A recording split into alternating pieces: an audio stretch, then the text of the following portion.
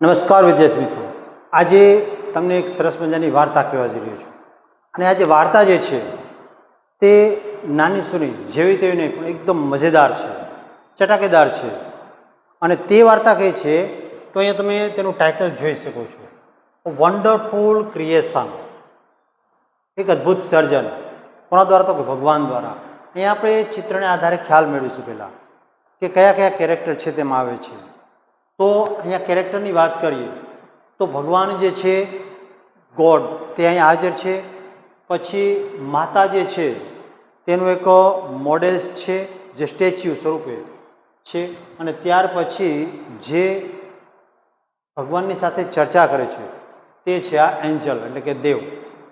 તો આ ભગવાન અને દેવ વચ્ચેની વાર્તા ચાલે છે. કોના વિશેની? તો કે માતા વિશેની. અને આ માતા વિશેની જે ચર્ચા ચાલે છે તે ખૂબ જ સરસ મજાની રીતે રજૂ કરવામાં આવેલી છે. તો ચાલો શરૂ કરી દઈએ આજની આ વાર્તા. ભગવાન જે છે તે પોતાના કાર્યની અંદર એટલા બધા વ્યસ્ત હતા કે 6 દિવસથી તે કન્ટિન્યુ અથવા તો ઓવરટાઈમ કરી રહ્યા હતા. અને તે જ સમયે તે પોતાના કાર્યની અંદર એટલા બધા ઓતપ્રોત હતા કે ન પૂછો વાત. હવે આ ક્ષણની અંદર ત્યાં જ્યારે ભગવાન જે છે તે શું કાર્ય કરતા હતા? તો કે એક પૂતળો બનાવતા હતા. અને આ જે પૂતળું છે, આ સ્ટેચ્યુ જે છે તે એટલે માતાનું સ્ટેચ્યુ છે. એક માનું મોડેલ બનાવી રહ્યા છે. અને ત્યારે એક દેવ છે ત્યાં પ્રગટ થાય છે. અને એ દેવ જે છે તે જોવે છે કે ભગવાન આટલો બધો રસ લઈને શા માટે આને બનાવી રહ્યા છો? ત્યારે ભગવાને કીધું કે ભાઈ, હું મારું કામ કરું છું, મને કરવા દેતા. અને તે જ ક્ષણે આ દેવ જે ભગવાનની સામે પ્રગટ થયો છે તે તેને પૂછે છે કે ભાઈ, આ મોડેલમાં શું ખાસ છે? તમે કેમ આની અંદર આટલો બધો રસ લઈ રહ્યા છો? અને ત્યારે ભગવાન કહે છે કે ભાઈ, હું એક માતાનું મોડેલ બનાવી રહ્યો છું, પૂતળું બનાવી રહ્યો છું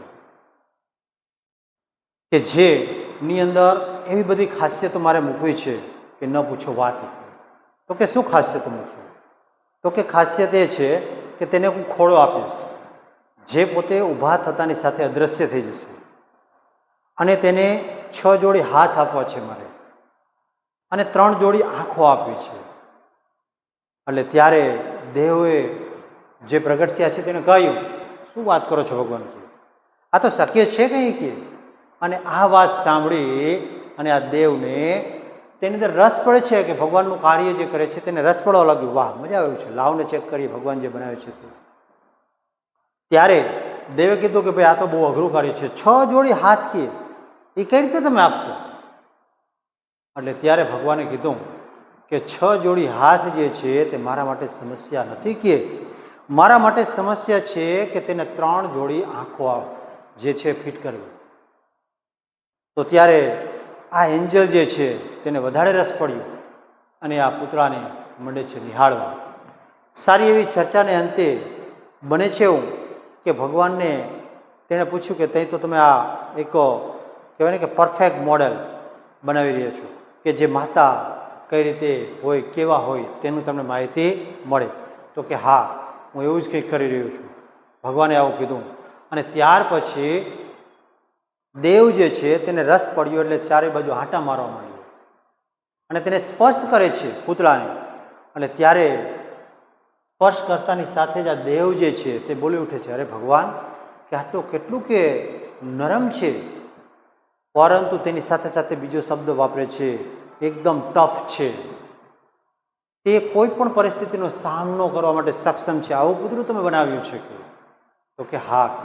પણ હવે તમે મને જણાવશો કે આ બધું શા માટે? એટલે ત્યારે ભગવાન કહે છે કે જે આ હાથ જે છે તે શેના માટે, તેની આંખો શેના માટે, આ બધી વિગતે ચર્ચા કરે છે.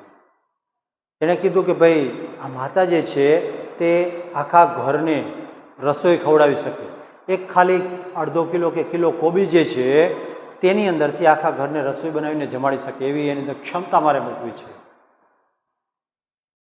કોઈ પણ પરિસ્થિતિમાં પોતાનું કાર્ય છે તેનાથી નાનપ ન અનુભવે, તકલીફ ન અનુભવે તેવું મારે એને આપવું છે. તે પોતાના બાળકોની સંભાળ રાખી શકે તેવી તેને તાકાત આપી છે. અને તે પરિવાર આખાને સંભાળી શકે અને ક્યારેય થાકે નહીં. આ પરિસ્થિતિનું સર્જન કરી અને માતાનું જે પૂતળું છે તે મારે બનાવવું છે કે પણ ભગવાન મને એક વાત કહ્યું, આવું એન્જલ બોલી ઉઠી છે. શું બોલો? ત્યારે એન્જલ છે કહે છે, દેવ છે તે કહે છે કે ભાઈ આ છ જોડી હાથ તો ઠીકાલો સમજ્યા, પણ કે 3 જોડી આંખો શા માટે? તો ત્યારે ભગવાન તેને કહે છે આ 3 જોડી આંખો છે તેની વિશિષ્ટ પ્રકારની ક્રિયા છે, વિશિષ્ટ પ્રકારના કામ માટે તે વપરાવાની છે. પ્રથમ જોડી આંખો છે તે દરવાજો બંધ હોય તેમ છતાં પોતાના બાળકો જે છે તે શું કરે છે તે જોઈ શકે એવી આંખો છે. બીજી જોડી આંખો છે તે પોતાના બાળકની કોઈ પણ પ્રકારની સમસ્યા છે તેનું સમાધાન કરવા માટે છે. અને ત્રીજી જોડ આંખ છે તે શું છે તો કે તે કોઈ પણ બંધ પરિસ્થિતિની અંદર પણ તે મનોમન તે વિચારી અને જોઈ શકે. તો કે હે ભગવાન, આવી બધું તમે બનાવશો આનું પૂતળું? તો કે હા. હવે આ પૂતળું જે છે તે જોઈ અને દેવને ફરી વખત આશ્ચર્ય થાય છે અને મને છે આંટા ફરવા ચાલી જાય. અને તે જ સમયે તેનો ધ્યાન જે છે તે આ માતાના બનાવેલા પૂતળાના ચહેરા ઉપર જાય છે. અને ત્યારે જ તે બોલી ઉઠે છે, અરે ભગવાન, ત્યાં તો લીક થઈ રહ્યું છે. તો કે હે? ત્યારે ભગવાન કહે છે ચોક્કસપણે તે આંસુ હોવા જોઈએ. પણ ભગવાન કહે છે ભાઈ મેં તો તેમાં તે માખ્યા નથી, તો આંસુ આવ્યા ક્યાંથી? એટલે ત્યારે મનોમન વિચાર કરે છે, નક્કી કરે છે દેવ અને આ ભગવાન કે ભાઈ આ ચોક્કસપણે તેના દુઃખના, તેની એકલતાના અને તેની તકલીફ જે છે અથવા તેની ભાવના અને તેની અંદર રહેલી નમ્રતા, આ બધામાંથી કોઈકના આંસુ હોવા જોઈએ. અને આ રીતે ભગવાન જે છે તે આવું સરસ મજાનું મોડેલ બનાવે છે અને આ જોઈ આંસુ જોઈને ચકિત થઈ જાય છે કે આ માતાનું હૃદય જે છે તે કેવું વિશાળ છે. પોતાના બાળકો માટે હંમેશા તત્પર રહેનારી માતા જે છે તે માત્ર વિચાર માત્રથી રડવા લાગે છે. તો આ છે આપણી આ વાર્તા. અને વિદ્યાર્થી મિત્રો, અહીંથી આપણું આ વાર્તા પૂરી થાય છે. અને હા, ખાસ કે આ જ પાઠ જે છે તેને સારી રીતે માણવો છે. તો હવે નેક્સ્ટ વિડીયો છે તે આવતીકાલે તમારી સમક્ષ આવવાનો છે. તેની અંદર આ વિડીયો છે તેને સારી રીતે માણો, જાણો અને આ પાઠ જે છે તેને લાઇન બાય લાઇન શીખી લ્યો. શા માટે? તો કે એકદમ મસ્ત પાઠ છે, સહેલો પાઠ છે અને પરીક્ષાની અંદર આની અંદરથી પ્રશ્ન આવે છે અને આવે જ છે. ચોક્કસથી આને તૈયાર કરશો. એક વખત લાઇન બાય લાઇન પાઠ શીખ્યા પછી તમને ચોક્કસ મગજની અંદર આ દરેક ચિત્ર છે તે છપાઈ જવાનું છે અને તે તમને ચોક્કસ ઉપયોગી બનશે. તો આ છે આજે આપણે આજની વાર્તા.